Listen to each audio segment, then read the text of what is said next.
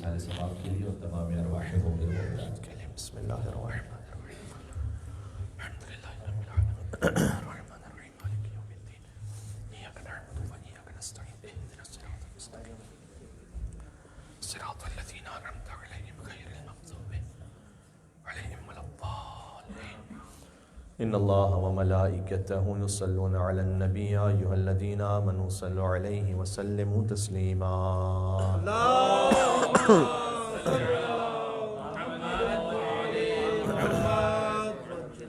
اعوذ باللہ من الشیطان اللعین الرجیم، بسم اللہ الرحمن الرحیم، وبہ نستعین وهو خیر ناصر ومعین، وصلی اللہ علی رسولہ الکریم حبیب الہ العالمین العبد المرتضی والنبی المجتبی والرسول المصطفی سیدنا ونبینا وشفیع ذنوبنا وطبیب نفوسنا ومولانا بالقاسم محمد اللہم صلی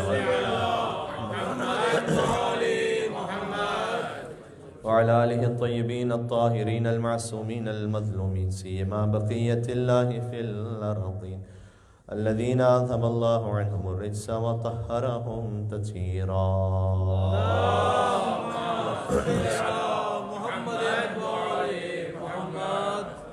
رحمت اللہ علی محبیہم واللعنۃ الدائمۃ علی اعدائہم اجمعین من الازل الی قیام یوم الدین۔ دعا امام زمان علیہ السلام۔ بسم اللہ الرحمن الرحیم، اللہم کل ولیک الحجۃ ابن الحسن صلواتک علیہ وعلی آبائہ فی هذه الساعة وفي كل ساعة وليا وحافظا وقائدا وناصرا ودليلا وعينا حتى تسكنه أرضك طوعا وتمتعه فيها طويلا۔ اللهم صل على محمد وآل محمد۔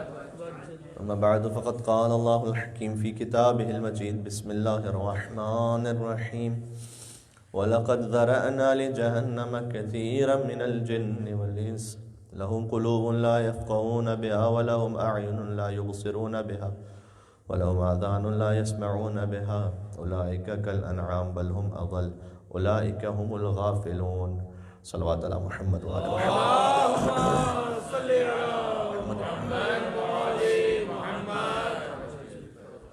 مجلس شہادت طفلان مسلم محمد و ابراہیم علیہ السلام ہے، اور گفتگو زیادہ طولانی نہیں ہے، کم سے کم آج کی حد تک۔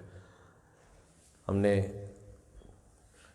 اس موضوع کو آج ہم بیان کرنا چاہتے ہیں، وہ یہ ہے کہ اللہ سبحانہ وتعالیٰ نے جو انسان کو انسان بنایا ہے، وہ اگر انسانی صفات کا حامل رہ جائے تو فرشتوں سے افضل اس کا مقام ہو سکتا ہے، اور اگر انسانی صفات کی حفاظت نہ کر پائے تو ازروع قرآن و بنس معصوم علیہ السلام وہ جانوروں سے بدتر ہے۔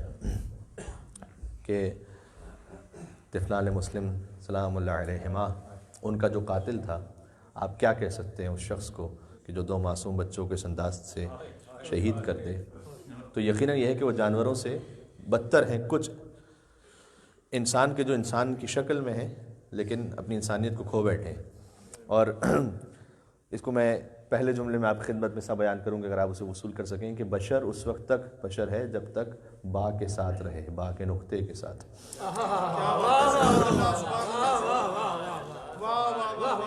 اگر بشر با کے نقطے کے ساتھ نہ رہے تو پھر شر ہے، پھر بشر نہیں۔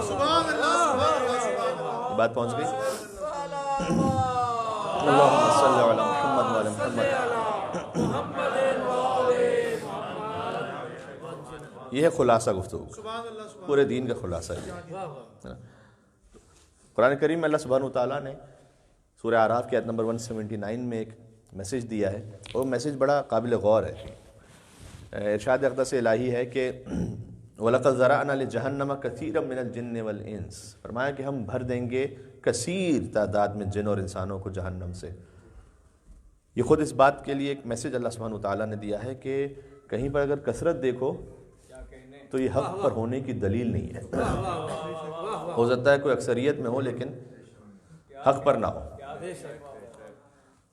اور ہو سکتا ہے کہ بعد از وفات رسول فقط 3 صحابہ کرام امیر المومنین کے ساتھ ہوں، سلمان و ابو ذر و مقداد، اور پھر بعد میں عمار بھی، اور ساری امت ایک طرف ہو جائے۔ لیکن حق اور باطل کا معیار اکثریت یا اقلیت نہیں ہے۔ حق اور باطل کا معیار کیا ہے؟ عمار یاسر سے حضور نے فرمایا تھا کہ اے عمار، اگر تم دیکھو کہ ساری امت ایک وادی میں جا رہی ہے اور علی تمہیں کسی اور راستے پہ لے جا رہے ہیں تو ساری امت کو چھوڑ دینا، لیکن علی کا راستہ نہ چھوڑنا۔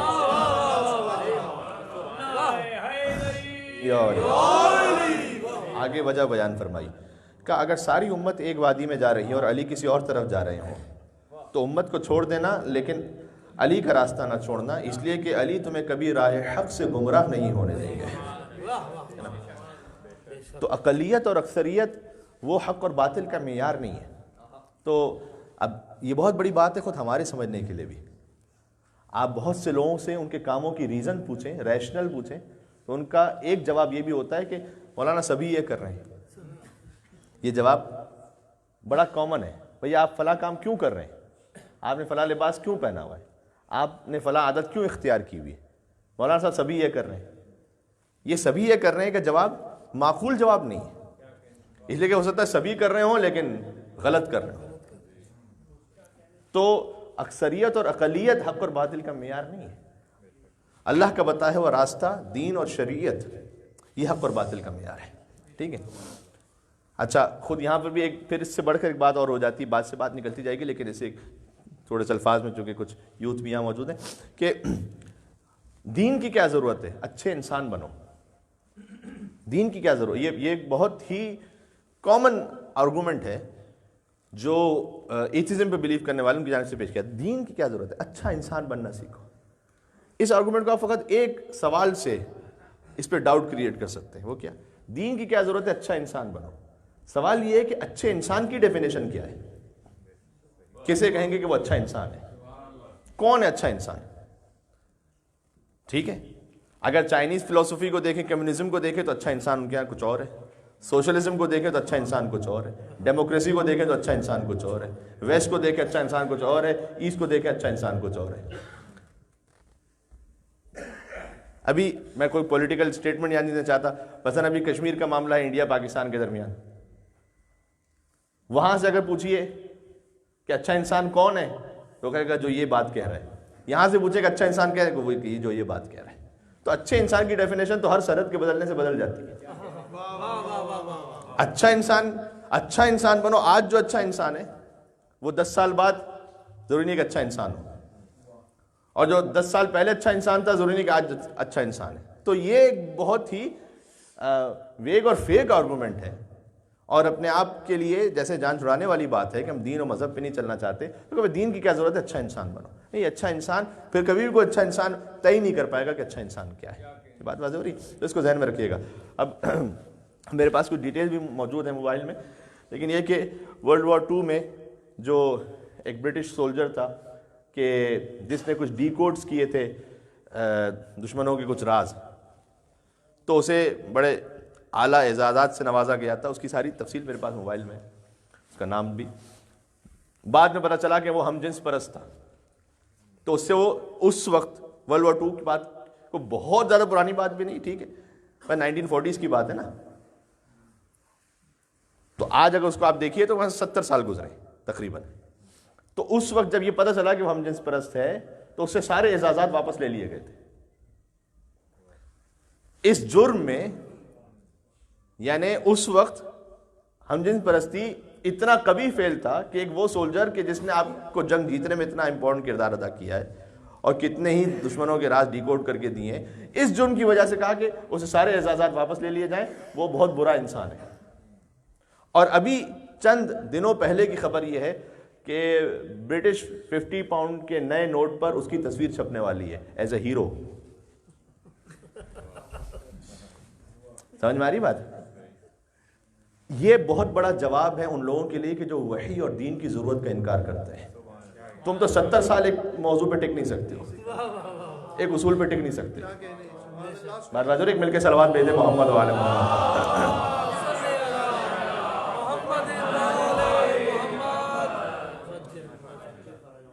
آج وہ تمہاری نگاہ میں اتنا اچھا انسان ہے کہ برٹش پاؤنڈ کے سب سے بڑے بل پر اس کی تصویر ہے ایز اے ہیرو. یعنی کیا مطلب؟ جو اتنا کبھی تھا کہ اس سے فوجی اعزازات واپس لے لیے گئے, آج نوٹ پر اس کی تصویر چھاپ رہے ہو. اس کا مطلب کیا ہے؟ جو انسانی اصول ہیں ان کے وہ ہمیشہ بدلتے رہتے ہیں, تغیر پذیر ہیں. اس کا مطلب ہے کہ اچھے انسان کی ڈیفینیشن کبھی قیامت تک طے نہیں ہو سکتی ہے اور اچھا انسان ہے. تو پھر دین کی ضرورت ہمیشہ رہے گی, وحی پروردگار کی ضرورت ہمیشہ رہے گی. لا تبدیل لخلق اللہ, اللہ کی سنت وہ ہے جس میں کبھی تبدیلی نہیں ہو سکتی. حلال محمد حلال الی یوم القیامہ و حرام محمد حرام الی یوم القیامہ. ان کے صلوات اور بیت محمد و آل محمد یہ ذہن میں رکھیے. ٹھیک ہے, اچھا تو بات یہاں سے نکلی تھی بات کہ وَلَقَدْ ذَرَأْنَا لِجَهَنَّمَ كَثِيرًا مِنَ الْجِنِّ وَالْإِنسِ. بات ہمارے یہاں سے شروع ہوئی کہ ہم کثیر, اللہ کہہ رہا ہم کثیر جنوں انسانوں کو جہنم سے بھر دیں گے. اس کا مطلب یہ ہے کہ اکثریت حق پر ہونے کی دلیل نہیں ہے, بلکہ قرآن نے تو اکثریت کو اکثر کنڈیم کیا ہے, یہ کہتے ہوئے کہ اکثرہم لا یعقلون, اکثر تو عقل ہی نہیں رکھتے. یہ جو ہم بعض مسلمان فرقے دلیل دیتے ہیں کہ دیکھیں ہم اکثریت میں ہیں تو ہم حق پر ہیں, یہ ان لوگوں کے سب سے بڑا جواب ہے کہ اللہ تو خود قرآن میں کہہ رہا ہے کہ اکثریت کو تو عقل ہی نہیں ہے.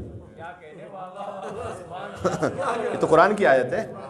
اور اکثریت تو وہ ہے کہ جو شعور ہی نہیں رکھتے. اکثریت تو وہ جو جہنم سے, اللہ کہہ رہا ہم بھر دیں گے جہنم سے کثیر جنوں انسانوں کو. لہم قلوب اللہ, وہ کون سے کثیر جنوں انسان ہے؟ لہم قلوب لا یفقہون بہا, جن کے دل ہیں لیکن سوچتے نہیں ہیں. ولہم اعین لا یبصرون بہا, جن کی آنکھیں ہیں لیکن دیکھتے نہیں ہیں. ولہم آذان لا یسمعون, کتنی پریکٹیکل آیت ہے. کان ہے لیکن سنتے نہیں ہیں, دل ہے سوچتے نہیں ہیں, آنکھیں دیکھتے نہیں ہیں, کان ہے سنتے نہیں. اچھا آپ نے کبھی کوئی ایسا انسان دیکھا ہے اس کے کان ہو صحیح سلامت ہو اور وہ سنتا نہ ہو؟ نہیں, سن تو رہا ہے, آنکھیں دیکھ تو رہا ہے. تو اللہ قرآن میں کیوں کہہ رہا ہے کہ آنکھیں ہیں لیکن دیکھتا نہیں ہے, کان ہے لیکن سنتا نہیں ہے؟ کہہ رہا ہے کہ اللہ سمجھانا چاہ رہا ہے کہ جو ہم دکھلانا چاہتے ہیں وہ نہیں دیکھتا. یہ بات پہنچ رہی ہے؟ ہم جو سنوانا چاہتے ہیں وہ نہیں سنتا. اللہم صلی علی.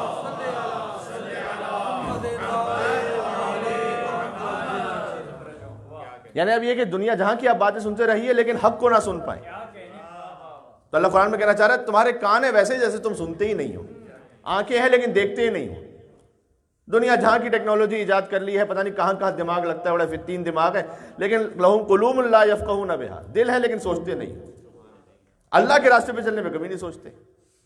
نہیں, اولئک کالانعام, پہلے تو قرآن نے کہا یہ جانوروں کی طرح ہے, نہ بل ہم اضل. یہ بڑا فصیح و بلیغ تعبیر ہے. پہلے کا جانوروں کی طرح, نہیں بل ہم اضل.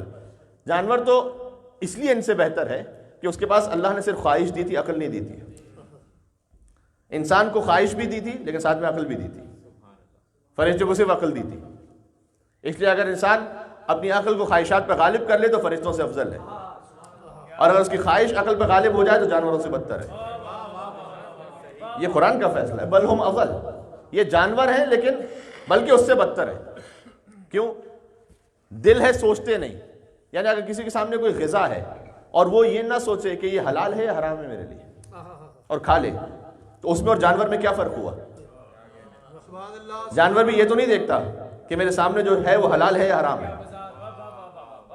ٹھیک ہے, آپ کبھی فیڈنگ کے لیے تشریف لے جائیے, آپ نے بہت مرتبہ ظاہر پونڈ ہے, کوئی لیک ہے, اس میں آپ نے کوئی بریڈ کا ٹکڑا اگر ڈال دیا تو 20 25 40 جو ڈکس ہیں وہ ایک ساتھ آ جاتی ہیں اس پہ جھپٹنے کے لیے.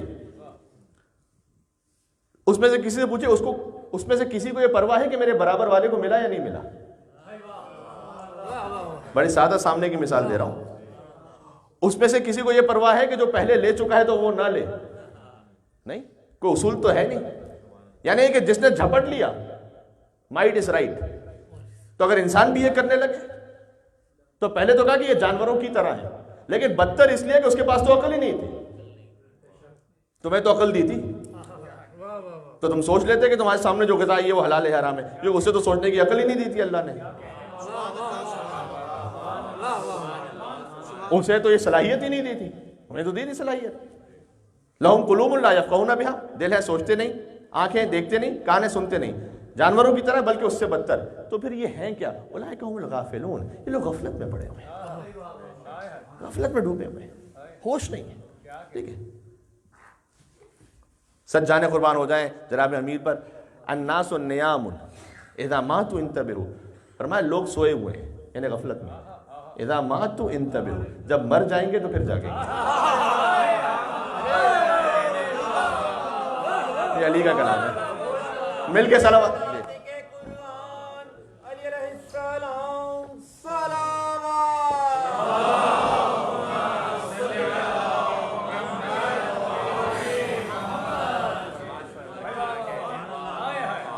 مولا علی علیہ السلام کی اس حدیث کے مطابق ہو سکتا ہے کوئی بہت آپ کو سوٹڈ بوٹڈ انسان نظر آئے کہ جو ملینز میں کما رہا ہو اور کہا جائے کہ بھائی یہ تو بہت ہوشیار آدمی ہے, لیکن مولا کے مطابق یہ سویا ہوا ہے. ابھی یہ سویا ہوا ہے. اذا ماتوا انتبہوا, جب مر جائے گا تو پھر جاگے گا کہ دنیا ہے کیا. ٹھیک ہے نا, ابھی تو یہ ہے کہ آنکھیں ہیں لیکن دیکھ نہیں رہا, کان ہے لیکن سن نہیں رہا. جب مر جائے گا تو پھر پتہ چلے گا, پھر دیکھنا شروع کرے گا, پھر سننا شروع کرے گا کہ ہے کیا دنیا, مطلب کائنات کا نظام اللہ نے بنایا کیا ہے. آپ اکثر ہم نے محسوس بھی کیا ہے اور آپ تک یہ بات پہنچی بھی ہے بار بار کہ جیسے ہی آپ قرآن کی آیت کو امیر المومنین کے کسی کلام سے ملا دیں تو ایسا کھل کے مطلب سامنے آ جاتا ہے نا. قرآن صامت کو جب قرآن ناطق کے کلام سے آپ ملا لیجیے, کھل کے کلام ایسے سامنے آ جاتا ہے. ٹھیک ہے, وَوِقَایَةً دعائے صبح وَوِقَایَةً مِّن مُرْضِیَاتِ الْهَوَىٰ, امیر المومنین کا کلام. ہر صبح کو پڑھنا مستحب ہے. نجف اشرف میں حرم مطہر میں ہم ہر صبح کو یہ پڑھی جاتی ہے دعائے صبح. وَوِقَایَةً مِّن مُرْضِیَاتِ الْهَوَىٰ إِنَّكَ قَادِرٌ عَلَىٰ مَا تَشَاءُ تُعْطِي الْمُلْكَ مَن تَشَاءُ وَتَنزِعُ الْمُلْكَ مِمَّن تَشَاءُ وَتُعِزُّ مَن تَشَاءُ وَتُذِلُّ مَن تَشَاءُ بِيَدِكَ الْخَيْرُ إِنَّكَ عَلَىٰ كُلِّ شَيْءٍ قَدِيرٌ تُولِجُ اللَّيْلَ فِي النَّهَارِ وَتُولِجُ النَّهَارَ فِي اللَّيْلِ وَتُخْرِجُ الْحَيَّ مِنَ الْمَيِّتِ وَتُخْرِجُ الْمَيِّتَ مِنَ الْحَيِّ وَتَرْزُقُ مَن تَشَاءُ بِغَيْرِ حِسَابٍ. علی پر ہماری ہزاروں جانیں قربان ہو جائیں. اپنے کلام کو خدا کے کلام کے ساتھ ایسے ملا دیتے ہیں کہ جیسے کوئی فرق ہی نہیں ہے, اس لیے کہ یہ ایک ہی نور سے بہتے ہوئے دو چشمے ہیں.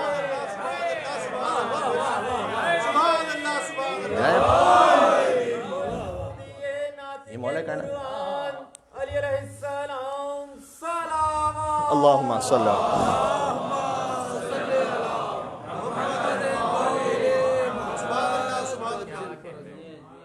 میں آپ سے ریکویسٹ کروں گا, تقریباً جو آخر میں جو کچھ مجالس گزری ہیں اس میں ہم نے کچھ ریکویسٹ کی ہیں آپ سے کہ آپ ترجمہ ضرور دعائے عرفہ کا ہم نے کہا تھا ترجمہ جا کے دیکھیے گا. ہم نے آپ سے ریکویسٹ کی تھی کہ زیارت جامع کبیرہ کا ترجمہ جا کے دیکھیے گا. ہم نے ریکویسٹ کی تھی کہ روزے عید غدیر جو زیارت مخصوص ہے مولا کائنات ہے وہ ترجمہ جا کے دیکھیے گا. اللہ جانے کتنا ترجمہ آپ نے دیکھا ہے نہیں دیکھا, لیکن ان درخواستوں میں ایک اضافہ اور کر رہا ہوں, وہ یہ کہ دعائے صباح کا ترجمہ جا کے دیکھیے گا. وَوِقَایَةٍ مِّن مُرْضِیَاتِ الْهَوَىٰ, اے پروردگار میرے برے ارادوں کو روک لے, تو روک لے, مجھے توفیق دے کہ میرا اپنا نفس خواہشات نفسانی ہیں, شیطانی خیالات ہیں, اگر تیری جانب سے توفیق نہ ہو. ظاہر ہے کہ ہمیں سکھانے کے لیے ہم کہہ رہے ہیں مولا کائنات تو عصمت کبریٰ کی منزل پہ فائز ہے. علی تو جسے عطا کرتے ہیں تو وہ اسے عصمت کی منزل پہ فائز کرتے ہیں. کرنا چاہتے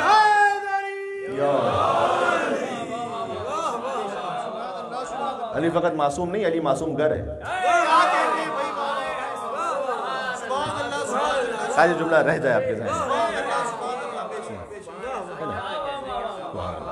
تو یہ سکھلا رہے ہیں ہمیں, کہہ رہے ہیں ایسے مانگو اللہ سے. وقایتم میں مرضیات الہوا, ہوا یعنی ہوائے نفس, خواہشات نفسانی. روزگار اسے روک لے تو, وقایا اسی تقوی سے.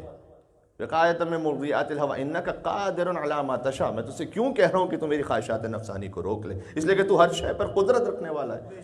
انک قادر علی ما تشاء تعطی الملک من تشاء, تو جسے چاہتا ہے ملک عطا کر دیتا ہے.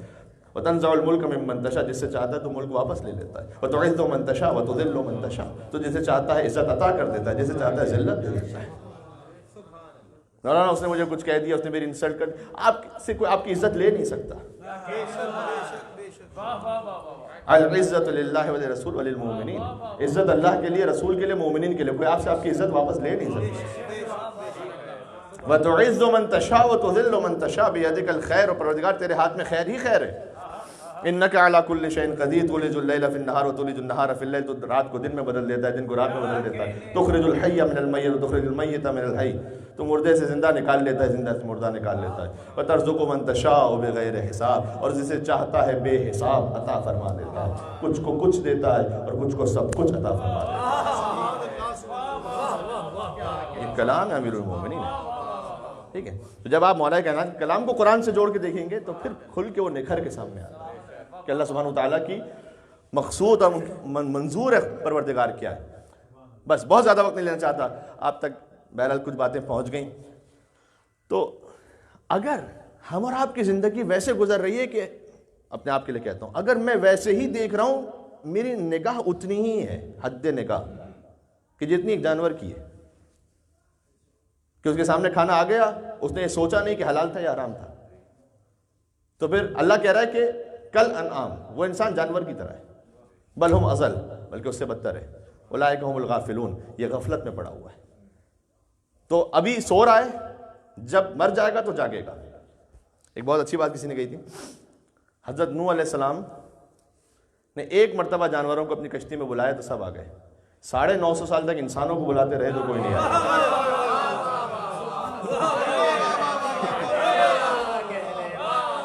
یہ بات پہنچ گئی. ایک مل کے صلوات بھیجتے محمد و آل محمد.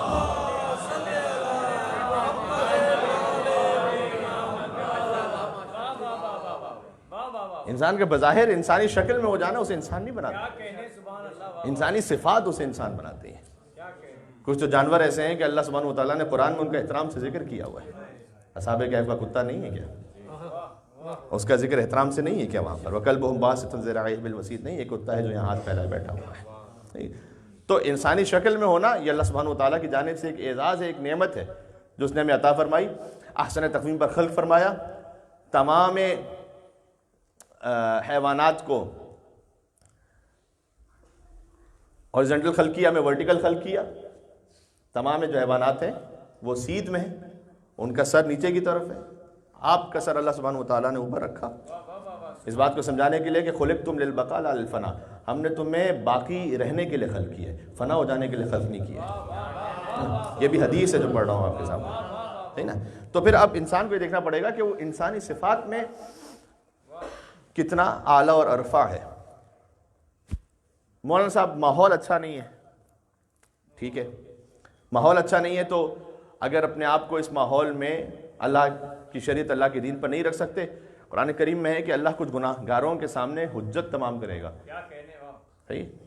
تو اللہ مثال طور پر اگر کوئی کہے قیامت میں کہ پروردگار میں تھا ہی اتنا خوبصورت کہ مجھ سے، یہ ہے روایت میں اس طرح سے ہوتے ہیں کچھ خوش فہمی میں کہ میں تھا اتنا خوبصورت کہ مجھ سے گناہ ہو گیا. تو روایت میں کہ حضرت یوسف علیہ السلام کی مثال اس کے سامنے دی جائے گی کہ کیا تم یوسف سے بھی زیادہ خوبصورت تھے؟ تو جب انہوں نے اپنے آپ کو گناہ سے محفوظ رکھا تو تم کیوں نہیں رکھ سکتے تھے؟ آپ غور فرما رہے ہیں. اور اگر کوئی یہ کہے کہ پروردگار میں رہ ایسے مقام پر رہا تھا کہ جہاں پر دین پر چلنا بہت مشکل تھا، تو اس سے قیامت میں کہا جائے گا تو پھر تم نے ہجرت کیوں نہیں کی جیسے ہمارے بہت سے انبیاء نے ہجرت کی تھی؟ کیوں نہیں ہجرت کی تم نے؟ تو اگر واقعاً کوئی، یہ آیت اللہ سیستانی صاحب کا بھی فقہ المقتربین میں مسئلہ موجود ہے جس کا انگلش ٹرانسلیشن بھی اویلیبل ہے، کہ اگر کوئی ایسے مقام پر رہ رہا ہے کہ جہاں اسے پتہ ہے کہ وہ اپنے دین کی، اپنے بچوں کے دین کی حفاظت نہیں کر پائے گا، تو وہاں سے ہجرت کر لینا واجب ہے. یہ سیریس بات ہے، وہاں سے ہجرت کر لینا واجب ہے اس کے لیے، اگر اسے پتہ ہے کہ وہ اپنے دین کی حفاظت نہیں کر پائے گا، اور اپنے دین فقط نہیں اپنے بچوں کی دین کی حفاظت نہیں کر پائے گا. تو یہ کوئی شوخی نہیں، آرام معمولی مسئلہ نہیں ہے، یہ سیریس بات ہے. اور پھر ایک مرحلہ آگے بڑھتے ہیں، پھر ہمارے پاس تاریخ سے مثال موجود ہے. نوح کا بیٹا اپنے زمانے کے سب سے بڑے موحد کے اور مبلغ کے گھر میں تھا، اس کے باوجود بھی سب سے بڑا کافر بنا. ٹھیک ہے. حضرت آسیہ اپنے زمانے کے سب سے بڑے کافر کے گھر میں تھی، پھر بھی اتنی مومنہ بنی کہ اللہ نے قرآن میں مومنوں کے لیے مثال قرار دیا. تو پتہ چلا کہ فقط ماحول کا اور حالات کا شکوہ نہ کیجیے، انسان کی جیسی نیت ہوتی ہے. بات پہنچ رہی ہے؟ کوئی نوح کے گھر میں رہتے ہوئے بھی کافروں کے لیے مثال ہو، اور کوئی فرعون کے گھر میں رہتے ہوئے بھی مومنوں کے لیے مثال ہو، یہ ممکن ہے. ایک اور صلوات بھیجیں محمد وآل محمد.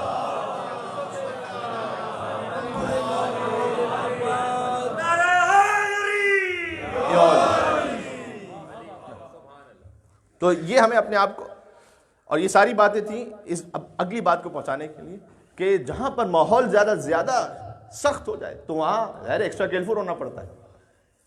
جب وائرل ہوتا ہے تو پھر جو پیرنٹس ہوتے ہیں وہ اپنے بچوں کے لیے زیادہ حفاظت کا اہتمام کرتے ہیں. بھائی انہیں پہلے سے کچھ دوائیوں کے ڈوز دے دیے جائیں، انہیں کچھ وائٹامنس کھلائے جائیں، کچھ جو ہے نا فروٹس پہ توجہ دی جائے. کیوں؟ اس لیے کہ بھائی وائرل ہے. وائرل کا مطلب یہ کہ ہر ایک کو لگا ہو کہ اس کو نہ لگ جائے. تو آپ اس کے جسم کے وائرل کے لیے فقط کیوں پریشان ہیں؟ روح کا بھی تو وائرل ہوتا ہے کوئی. بھائی وائرل ہے، بھائی میوزک ہر ایک سن رہا ہے کہ میرے بچے کو وائرل نہ لگ جائے. تو آپ کو اہتمام کرنا پڑے گا یا نہیں کرنا پڑے گا؟ یہاں کسی کو کوئی نماز وغیرہ کی روزے کی پرواہ نہیں ہے، یہ وائرل ہے یہاں پر، تو اس کو پہلے سے امیون کرنا پڑے گا یا نہیں؟ امیون تو اسی وقت ہوگا کہ جب خود ماں باپ کو دیکھے گا کہ وہ اول وقت میں مصلی پر آ کے نماز پڑھ رہے ہیں. تو اگر ماں باپ اول وقت میں موبائل پر ہیں تو وہ بھی یہی سمجھے گا کہ سب سے بڑی عبادت اور سعادت یہی ہے کہ جب موقع ملے موبائل اٹھا لو. بات ہو رہی؟ تو جو وائرل روح کا وائرل ہے اس کے لیے بھی تو کچھ امیونائزیشن ہے، اور اس کے لیے بہترین امیونائزیشن، جملہ کہنے لگا ہوں، روح کے وائرل کے لیے بہترین امیونائزیشن مجلس امام حسین علیہ السلام. کیونکہ محرم آ رہا ہے اس پہ کہہ رہا ہوں. اسے فقط خطابت کا اور جذباتی جملہ نہ سمجھے گا. امام حسین علیہ السلام کے نام پر ایک مل کے صلوات بھیج دیں محمد وآل محمد.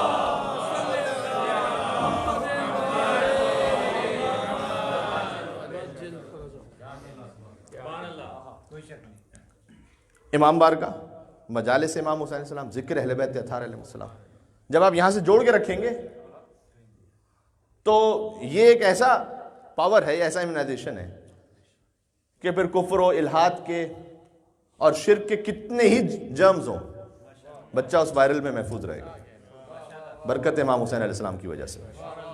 یہ حقیقت ہے. اچھا، عربی زبان میں کہتے ہیں ادل الدلیل علی امکان ہی وقوعہ. عربی زبان میں جملہ کہتے ہیں کسی شے کے بارے میں آپ کو پتہ نہیں کہ یہ ایسا ہو سکتا ہے یا نہیں. کسی شے کے ہونے کے لیے، وجود میں ہو سکتی ہے یہ شے، اس کی سب سے بڑی دلیل کیا ہے؟ کسی کے، اب میں اس کا آسان الفاظ میں ترجمہ کروں، کسی شے کے امکان کی سب سے بڑی دلیل اس کا خود واقع ہو جانا ہے آپ کے سامنے. کیا مطلب؟ یہ امکان رکھتی ہے شے یا نہیں؟ اس کے لیے سب سے بڑی دلیل اگر وہ واقع ہو جائے تو امکان رکھتی تھی جبھی تو واقع ہوئی نا. تو آپ دیکھ لیجئے اپنے آس پاس جن کے بچے محفوظ رہے اس وائرل سے، انہوں نے کچھ تو کیا ہوگا. ان میں ایک چیز تو مجھے، جتنا میں نے 3.5 سال میں یہاں پر دیکھا، جو کامن نظر آتی ہے وہ یہ ہے کہ انہوں نے اپنے آپ کو، اپنے ٹائم کو سیکریفائز کیا، اپنی جابز کو، اپنی ڈیوٹیز کو سیکریفائز کیا، ہو سکتا ہے فائنینشلی کو زیادہ سیکریفائز کیا ہو، اور لے کر آئے بار بار اپنے بچوں کو ذکر امام حسین علیہ السلام نے. اور باہر کھیلنے کے لیے فقط نہیں رکھا، سامنے فرش عذاب پہ بٹھا کے رکھا تاکہ بچے کچھ سیکھ سکیں. اب اس کے لیے یقیناً ہو سکتا ہے آپ کو کوئی خطیب اچھا نہیں لگ رہا، یا فرض کیجئے کہ بھائی مینجمنٹ کے حوالے سے آپ کو یہ سسٹم ٹھیک نہیں لگ رہا، وہ سب تو ہوتا رہے گا، لیکن آپ کو خود اپنے بچے کی فکر کرنی ہے، کوئی اور نہیں کر سکتا. کوئی نہیں کر سکتا. میں دست گزارش کرتا ہوں، بعض لوگوں کے لیے جینوئن معاملہ ہے کہ بھائی مثال کے طور پر خود انہیں یا ان کے بچوں کے لیے وہ کہتے ہیں کہ جناب ان کی فرسٹ لینگویج چونکہ انگلش ہے، لہٰذا انہیں انگلش میں معارف اہل بیت اطہار علیہ السلام چاہیے. اور میں ان کی جینوئن بات کو سمجھتا ہوں، میں کسی قسم کا طنز یا ٹونٹ نہیں کر رہا. تو میں دست گزارش کرتا ہوں، اچھا ٹھیک ہے، اگر آپ کے بچے کے لیے معاملہ ہے اور ایسی فرض کیجئے کہ 10 15 20 فیملیز ہو سکتی ہیں، تو کس نے آپ کو روکا ہے کہ آپ پول ان کیجئے؟ مثال کے طور پر پی ایس وی ہی کی مینجمنٹ سے ریکویسٹ کیجئے یا کہیں سے بھی.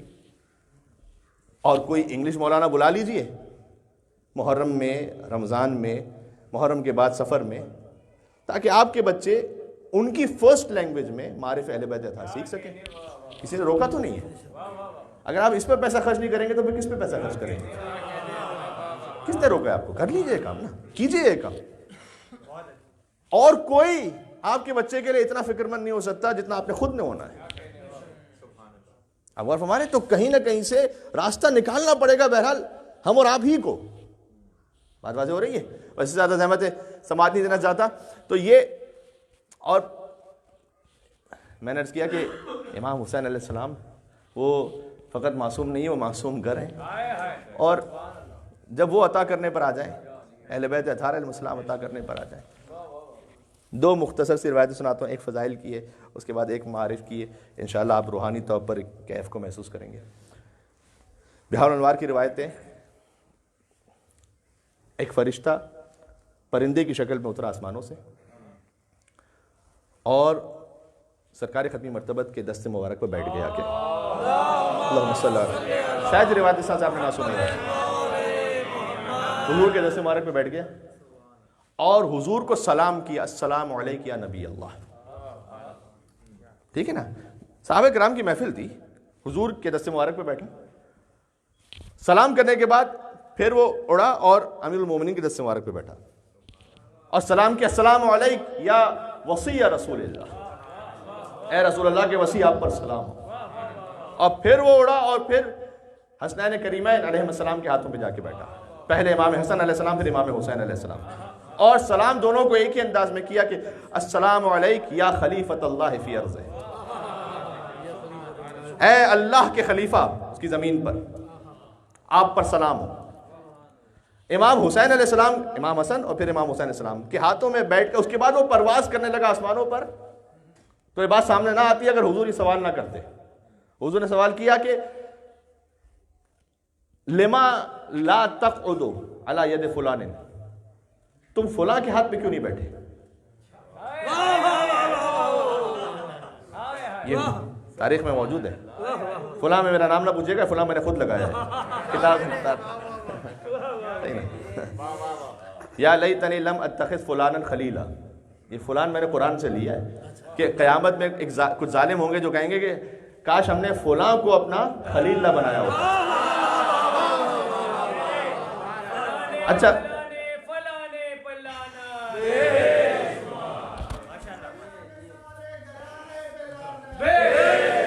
ایک جملہ مجھ سے سن لیجئے گا، شاید آپ لطف محسوس کریں. اچھا، اب یہ قرآن نے کہا کہ ظالم یہ کہے گا کہ میں نے فلاں کو، فلاں قرآن کا لفظ ہے، میں نے فلاں کو اپنا خلیل، اپنا دوست نہ بنایا ہوتا. اب مجھے تو نہیں پتا یہ فلاں کون ہے، لیکن اتنا مجھے سمجھ میں آ گیا کہ بچوں کو پڑھاتے نا فل ان دا بلینکس، یہ فلاں جو ہے نا قرآن کا فل ان دا بلینکس ہے. جو دشمنی علی ہو اس کا نام اس فل ان دا بلینکس میں لکھتے ہیں.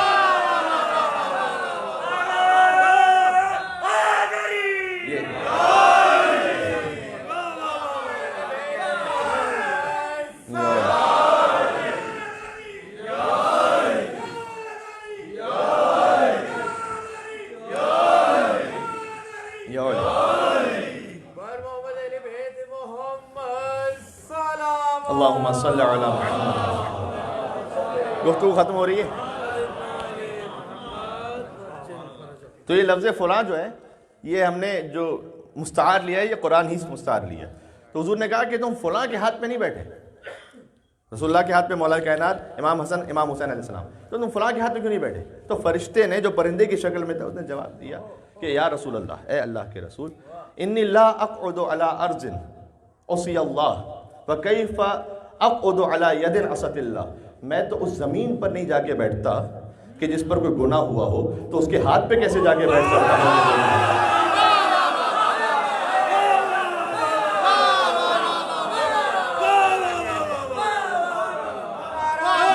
یار انوار کی حدیث ہے.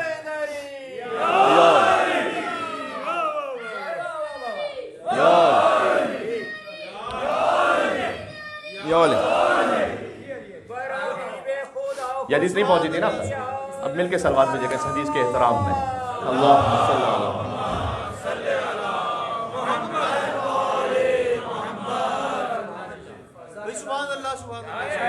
میں تو اس ہاتھ پہ نہیں میں تو زمین پہ نہیں بیٹھتا جس پر گناہ ہو چکا ہو، تو میں اس ہاتھ پہ کیسے بیٹھ جاؤں جس نے اللہ کی معصیت کی ہو؟ تو اس کا مطلب کیا ہے؟ یعنی یہ کہ جب اپنے آپ کو ہم جوڑ کے رکھیں گے جو یطہرکم تطہیرا کے بارے سے، ان سے تو رجس دور رہے گا، نفسانی بیماریاں دور رہیں گی انشاءاللہ، حلال حرام کی تمیز رہے گی، نگاہوں میں تمیز رہے گی، زبان میں تمیز رہے گی، کیا کہنا ہے کیا نہیں کہنا۔ کچھ باتوں کا بڑا ہلکا لے لیتے ہیں۔ حضور کے پاس ایک شخص آیا تھا جو میں 2 باتیں پیش کرنے لگا تھا، ایک تو پیش کر لی، اب یہ اس کو ہم کہتے ہیں جملہ معترضہ۔ معترضہ اردو والا معترض نہیں ہے، یہ عربی والا جملہ معترضہ ہے، یعنی 2 اصل باتوں کے درمیان ایک اور بات، اہم بات، وہ یہ کہ ہم تمیز رہے گی کہ زبان سے کیا کہنا ہے۔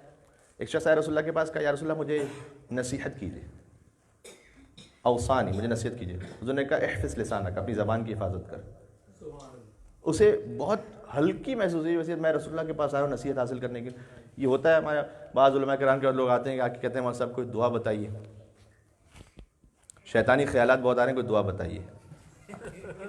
ٹھیک ہے، ہم نے کہا کہ نماز کے بعد آیت الکرسی پڑھیں، تو شکل دیکھ رہے ہوتے ہیں یہ کیا بتائی دعا مولانا صاحب، تو دعا تو یہی بتا سکتے ہیں مولانا صاحب، اور کیا بتائیں گے آپ کو؟ کوئی نیا قرآن کا کوئی نیا سورہ نکال کے بتائیں آپ کو کہ وہ پڑھنا شروع کریں؟ بھائی یہی چیز ہے، اسی سے اصلاح ہوگی۔ اس سے اصلاح نہیں ہو رہی، اس کا مطلب یہ کہ نفس میں کوئی مشکل ہے کہ جس سے اصلاح نہیں ہو رہی، اسی سے اصلاح ہوگی۔ تو احفظ لسانک، کہا زبان کی حفاظت کرو۔ کہ یا رسول اللہ اور بھی کوئی نصیحت کر دیں، احفظ لسانک، دوسری مرتبہ کا زبان کی حفاظت کرو۔ کہ یا رسول اللہ اچھا اور بھی کوئی نصیحت کر دیں، کہ احفظ لسانک، زبان کی حفاظت کرو۔ اور پھر غضبناک کو فرمایا ویحک، وائے ہو تجھ پر، کیا تجھے خبر نہیں ہے کہ قیامت میں سب سے زیادہ لوگ جہنم میں ڈالے جائیں گے وہ اپنی زبان کی وجہ سے ڈالے جائیں گے۔ یعنی حضور کہنا چاہ رہے تھے جس وصیت کو تو بہت ہلکا سمجھ رہا ہے، یہ اتنی اہم وصیت ہے۔ اپنے گھر میں اپنے بچوں کے ساتھ، زوجہ کے ساتھ زبان کی حفاظت کرے، طریقے سے بات کرنا سیکھے۔ بات واضح ہو رہی؟ تو یہ ساری تمیز اور سارا خیال کہاں سے آئے گا؟ ذکر اہل بیت اطہار علیہم السلام سے یقیناً آئے گا۔ اس میں روحانیت ہے، اس میں معنویت ہے، کوئی شک نہیں۔ اور میں اب جو ایک معارف کی بات پیش کرنے لگا تھا، اور یہیں سے مجھے اطمینان اور یقین ہے کہ آپ کے دل مغموم ہو جائیں گے، اگرچہ کہ یہ ہے فضائل کی بات، لیکن اہل بیت علیہ السلام کی جانب سے عطا کیسے ہوتی ہے۔ کتاب فوائد الرضویہ، یہ شیخ عباس قمی کی کتاب ہے جنہوں نے مفاتیح الجنان لکھی ہے۔ اس میں ایک بہت ہی لطیف واقعہ لکھتے ہیں۔ جب میں نے پہلی مرتبہ اس واقعے کو پڑھا تھا تو میں بھی مولا سے دعا کرتا رہا کہ مولا آپ کی نظر عنایت ہم جیسے فقیروں اور غلاموں پر بھی ہو جائے۔ حیدر قلی نام کا ایک شخص تھا، نابینا تھا، تو وہ گیا قافلے میں مولا رضا کی زیارت پر، تو سنیے گا، واپس آ رہا تھا، سرخس ایک علاقہ تھا بڑی سرحد پر دور، تو کئی دنوں کا سفر تھا، تو واپس آ رہا تھا تو رات کے وقت پڑاؤ ڈالا ہوا تھا، اس کے کچھ دوست بھی ساتھ میں تھے، انہوں نے مل کے پلان بنایا کہ یہ تو نابینا ہے، اسے نظر نہیں آتا، ایسا کرتے ہیں ایک شرارت کرتے ہیں، چلو رات کا وقت گزر جائے گا۔ تو انہوں نے ہر ایک نے اپنے ہاتھ میں کاغذ لے کر زور زور سے کاغذ ہلانا شروع کیا، اس سے آواز پیدا ہوئی۔ تو حیدر قلی نے کہا کہ یہ کس کی آواز ہے؟ تو مزاحن انہوں نے یوں کہا اس سے کہ اچھا تمہیں نہیں ملا یہ ورقہ؟ ابھی حرم میں جب ہم گئے تھے تمہیں نہیں ملا کیا یہ؟ کہا یہ کون سا ورقہ ہے؟ کہا جب حرم امام رضا میں گئے تھے نا تو مولا رضا علیہ السلام ہر ایک کو خود دے رہے تھے جہنم سے آزادی کا پروانہ، ہم تو سب نے لے لیا، ہم نے تو سب نے لے لیا، وہ امام کی جانب سے تھا، تو کمال ہے تمہیں نہیں ملا وہ؟ اور اب ہم بڑے خوش ہیں کہ اب جہنم کی کا عذاب ہم تک پہنچ نہیں سکتا، اس لیے کہ امام رضا علیہ السلام کی جانب سے امان نامہ ملا، مولا رضا علیہ السلام اپنے زائرین کو امان نامہ دے رہے تھے۔ تو وہ اس نے کہا کہ مولا میں یہ امید نہیں رکھتا تھا کہ آپ آنکھوں والوں میں اور نابینا میں فرق کریں گے، تو میں اتنا فقیر و غریب ہوں کہ مجھے تو پتہ ہی نہیں چل سکا کہ آپ یہ امان نامہ دے رہے ہیں۔ تو وہ اٹھا اور اس نے واپس چلنا شروع کیا۔ کہاں جا رہے ہو دوستوں نے کہا میں جاؤں گا واپس مولا رضا کے حرم میں، اور جب تک وہ مجھے امان نامہ نہیں دیں گے تو میں نہیں آؤں گا واپس۔ یعنی کہ مولا نے آنکھوں والوں کو دیا تو مجھے کیوں نہیں دیا؟ تو دوستوں نے اس سے کہا کہ بھائی ہم مزاح کر رہے تھے، ایسا ورقہ کسی کے پاس نہیں ہے، کوئی امانت کسی کو، ایسے ہی تھا، ہم تم سے بات کر رہے تھے۔ کہا نہیں، تم مجھ سے اس لیے کہہ رہے ہو کہ میں واپس نہ جاؤں۔ کسی کی بات نہیں مان رہا، بس چلنا شروع کیا واپس اس نے۔ اب ظاہر ہے کہ کتنا اس کے ساتھ چلتے، تو وہ چلتا جا رہا تھا اکیلا۔ 1 گھنٹہ تقریباً گزرا کہ وہ واپس آیا۔ واپس آ کے دوسرے نے کہا کہ کہاں سے آئے ہو؟ کہا مشہد سے آ رہا ہوں۔ مشہد سے آ رہے ہو؟ تو کہاں؟ بس میں ابھی کچھ آگے بڑھا تھا کہ میں نے ایک بہت معظم ہستی کی آواز سنی۔ انہوں نے کہا کہ مشہد جانے کی زحمت کیوں کرتے ہو؟ یہ لے لو ایک ورقہ ہماری طرف سے، اور اس ورقے پر لکھا ہوا تھا کہ امان لکا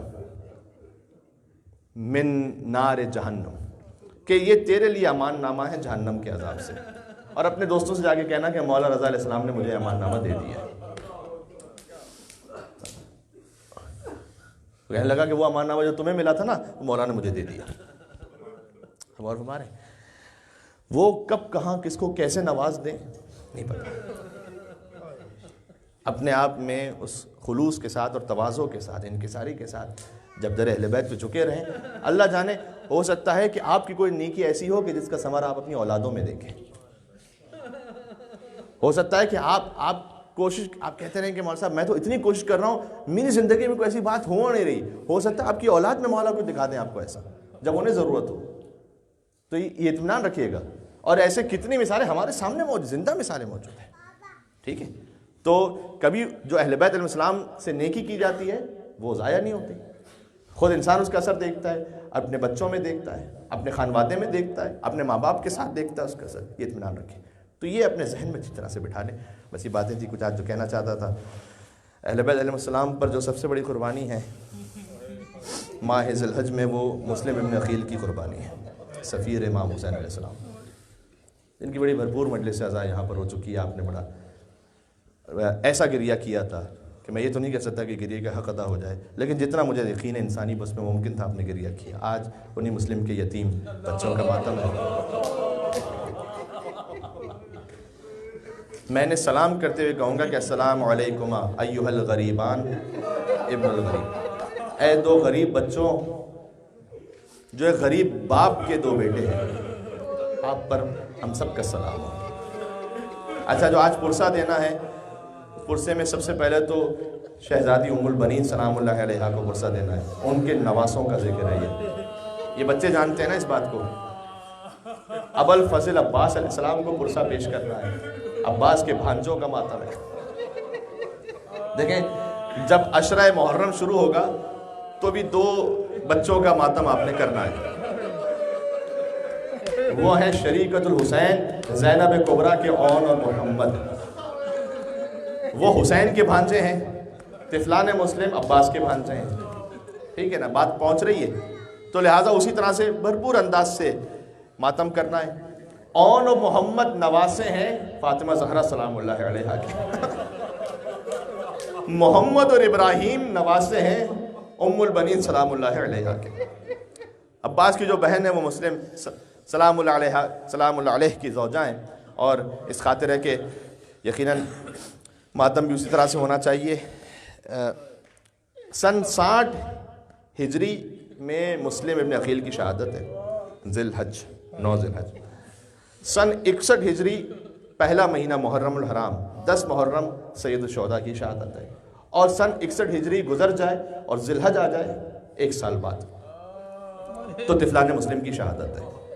اچھا، اب مصائب آپ پہلے ہی گریہ شروع کر چکے ہیں، جملہ کہہ رہا ہوں اگر وصول ہو جائے تو آہ بھر کے ضرور گریہ کیجیے گا۔ وہ یہ کہ کربلا میں اون و محمد تھے، کوفہ میں طفلان مسلم تھے، وہ بھی مظلوم یہ بھی مظلوم، لیکن اون و محمد کے کم سے کم لاشیں اٹھانے والے موجود ہیں۔ ایک کا لاشا حسین نے اٹھایا، ایک کا لاشا عباس نے اٹھایا۔ محمد اور ابراہیم وہ تھے کہ جن کا کوئی لاشا اٹھانے والا بھی موجود نہیں تھا۔ خدا آپ کو مسیب لے کے جائے طفلان مسلم کے حرم میں، 2 معصوم سی چھوٹی چھوٹی ذریعہ ابھی تک بنی ہوئی۔ تو تو یہ وہ دو غریب ہیں کہ جن کا لاشا اٹھانے والا کوئی موجود نہیں تھا. خدا آپ کے بچوں کو سلامت رکھے, کوئی غم عطا نہ فرمائے سوائے غم امام حسین کے. اور دیکھو آج اگر بلند آواز سے رونا تو ضرور پرسہ دینا, ماں رقیہ سلام اللہ علیہا, رقیہ بنت علی ابن ابی طالب, ان معصوم بچوں کی ماں. یہ وہ ماں ہے کہ جس نے 4 بچے قربان کیے امام حسین علیہ السلام پر. 2 کربلا میں شہید ہوئے, 2 کوفہ میں شہید ہوئے. نسل مسلم نے عقیل علیہ السلام آگے نہیں بڑھ پائی تھی, لہٰذا یہ ہے کہ جو اپنے بچے کا نام مسلم کے نام پر رکھے اللہ اس کی نسل کو باقی رکھتا ہے. تو یہ جو 2 معصوم سے بچے یہ زندان میں تھے. بہت قلیل کھانا ملتا تھا کہ جسم و روح کا رشتہ باقی رہ سکے. دن میں روزہ رکھتے تھے, رات میں عبادت کرتے تھے. 2 معصوم بچے 9 اور 11 برس کے. یہاں تک کہ ایک وقت کیفیت وہ آئی کہ دونوں گلے مل کر رونے لگے. زندان بان نے پوچھا کہ تم مل کر رو کیوں رہے ہو؟ بچوں نے کہا کہ کیا تو نے محمد رسول اللہ کا نام سنا ہے؟ کیا تو نے علی مرتضیٰ کا نام سنا ہے؟ کیا تو خانوادہ فاطمہ زہرا سلام اللہ علیہ کو جانتا؟ اہل بیت کا محب تھا اس رات, جو زندان بان تھا محب تھا. کہ میری تو جانیں قربان ہو جائیں ان پر, کہ ہم اسی خاندان سے تعلق رکھتے ہیں, ہم علی مرتضیٰ کے خاندان سے. قدموں میں جھک کر زندان کھول دیا کہ بچوں جہاں جانا چاہتے ہو چلے جاؤ. میں نے بزرگ علماء سے سنا ہے کہ قیامت میں اپنے نانا علی مرتضیٰ سے میری شفاعت ضرور کروا لینا, حسین کی ماں فاطمہ زہرا سے میری شفاعت ضرور کروا لینا.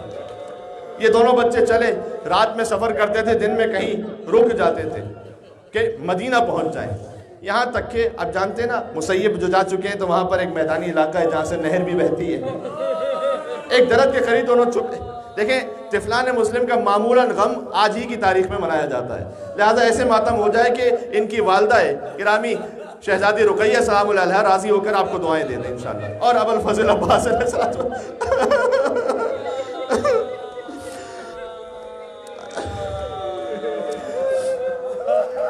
ایک درخت کے ساتھ تھے. ایک معظمہ بی بی آئی, دیکھا نہر میں تو چاند سے چہرے نظر آ رہے ہیں. تلاش کیا, پتہ چلا کہ 2 معصوم بچے ہیں. سوال کیا کہاں سے ہو؟ کہا مدینہ منورہ سے. اور کہاں سے ہو؟ محلہ بنی ہاشم سے. کہا سفیر حسین مسلم بن عقیل کے یتیم ہیں. اپنے گھر لے آئی ادب احترام کے ساتھ. لیکن اللہ نے جو تقدیر میں ہے وہ اسی طرح سے ہوتا ہے. مصائب کی تو یہی کیفیت ہوتی ہے. اس مومنہ کا ایک لعین بیٹا تھا, حارث کا نام تھا. گھر میں پہنچا, پتہ چلا کہ ابن زیاد نے جن بچوں کے لیے نام رکھا تھا وہ تو میرے گھر میں موجود ہے. دیکھیں مقاتل کی کتابوں میں لکھا ہوا ہے, طفلان مسلم بھی آپ جائیں نا وہاں پر بھی کتابوں میں جملہ لکھا ہوا ہے کہ انہیں بالوں سے پکڑ کر تو معصوم سے گھسیٹ کر لے کر آ گیا گھر کے دالان میں, اور 2 بچوں کو ستونوں سے رسی سے کس کے باندھ دیا. میں نے مسلم بن عقیل کی شہادت میں ایک جملہ پڑھا تھا کہ بہت شباہت ہے سفیر حسین میں اور مولا حسین علیہ السلام کی شباہت میں. دونوں پیاسے تھے, دونوں غریب الوطن تھے, دونوں کا لاشا پامال ہوا. تو بس جو مسلم کے بچے ہیں ان میں اور حسین کے بچوں میں بھی بڑی شباہت ہے. آپ نے کب سنا کربلا میں کہ کس کی گردن میں رسی باندھی گئی تھی؟ وہ حسین کی یتیمہ سکینہ تھی نا. تو یہاں مسلم کے 2 یتیموں کو بھی باندھ دیا گیا. آپ نے سنا ہے نا کہ سکینہ کو تماچے مارے گئے. اللہ جانے مسلم کے ان 2 یتیم بچوں کو کتنے تماچے مارے گئے. پھر لے گیا اسی صبح کے وقت اسی نہر کے پاس. یہ میں دیکھ کے روایت پڑھ رہا ہوں. جب شہید کرنا چاہتا تھا بچوں نے کہا کہ دیکھ تو ابن زیاد کے پاس جائے گا, وہ تجھے کتنا انعام دے گا؟ اس نے کہا 2000 درہم. کہ ہمیں مدینہ پہنچا دے, ہم تجھے اس سے زیادہ, ہم خاندان بنی ہاشم سے, اب اس سے زیادہ تجھے انعام دلوائیں گے. کہ نہیں میں ابن زیاد کے پاس جاؤں گا, اس سے انعام لوں گا. اب غیرت آتی ہے مجھے جملہ کہتے ہوئے, شرم آتی ہے, لیکن تاریخ میں جملہ ہے. اس نے کہا اچھا تو ہمیں مدینہ نہیں چھوڑ سکتا تو ایسا کر, ہمیں غلاموں کی طرح کہیں پر تو ہماری قیمت لے لے کسی سے. اس نے کہا نہیں میں تمہارا سر تن سے جدا کروں. اب یہ مسلم بن عقیل کے یتیم ہے, کہتے ہیں اچھا اگر تو ہمیں شہید ہی کرنا چاہتا ہے, دیکھیں کیا تربیت خاندان بنی ہاشم. کیا کہ ہمیں 2 رکعت نماز پڑھنے دیں. 2 رکعت نماز پڑھی بچوں نے. اور ابھی نماز ختم نہ ہوئی تھی، ابھی پہلا بھائی چاہتا ہے کہ وہ شہید ہو جائے، دوسرا بھائی میرے حیدرآبادی بھائی وہ اس مرثیے کو پڑھتے ہیں بڑا بہترین انداز میں کہ ایک حشر بپا ہو گیا خنجر کے تلے پر، ایک حشر بپا ہو گیا خنجر کے تلے پر کہ بھائی نے گلا رکھ دیا بھائی کے گلے پر، دو سر تھے جنہیں جدا کر دیا گیا، لاش کو نہر پہ پھینک دیا گیا، پہلی لاش تیرتی رہی جب تک کہ دوسری لاش نہ آ جائے، دو سروں کو لے کر آخری جملے کہنے لگا ہوں، دو سروں کو لے کر ابن زیاد کے پاس پہنچا، اس جیسا شقی القلب انسان بھی کہتا ہے کاش تم بچوں پر رحم کر لیتا، یہ تو چاند سے چہرے ہیں، میں ہاتھ جوڑ کر ایک سوال کر رہا ہوں، جو ابن زیاد ملعون کی نگاہ میں چاند سے چہرہ ہو، وہ ماں رقیہ کی نگاہ میں کیسے؟ یہ دو بچے بس شہزادی رقیہ امام حسین کے کاروان میں تھی، جب وہاں سے پہنچی کوفہ میں دارالامارہ پر مسلم کا لاشا نظر آیا، اب زبان حال سے پڑھ رہا ہوں، گویا سجاد سے پوچھا ہو بیٹا سجاد کیا یہاں پر لاشوں کو دفنایا نہیں کرتے؟ میرے شہید والی کا لاشا موجود ہے، اور کہا السلام علیکم ایھا شہید، اے مسلم نقیل آپ پر سلام ہو، میں یہ شکوہ نہیں کرتی کہ میرے سر پر چادر نہیں ہے، اس لیے کہ چادر تو زینب کے سر پر بھی نہیں ہے، چادر تو ام کلثوم کے سر پر بھی نہیں ہے، لیکن میں سوال کرنا چاہتی ہوں، دو بچے جو آپ نے میرے سپرد کیے تھے میں نے کربلا میں حسین پر قربان کر دیے، دو بچے جو آپ کے سپرد کیے تھے وہ کہاں پر؟ ماں محمد ابراہیم۔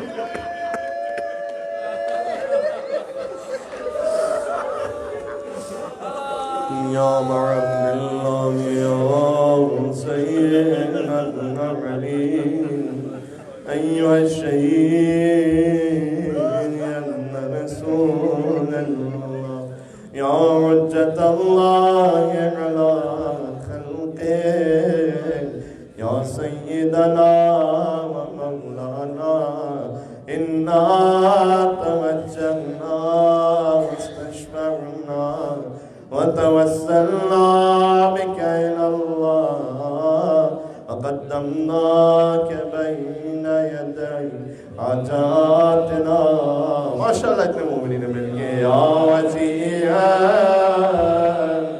عند اللہ اشفع لنا مولا حسین کو پرسہ پیش کرتے ہیں یا وجیہا عند اللہ آخری ایک اور مرتبہ کہتے ہیں انشاءاللہ مسیب کی زیارت نصیب ہو یا وجیہا عند اللہ اشفع لنا عند اللہ ماتم امام حسین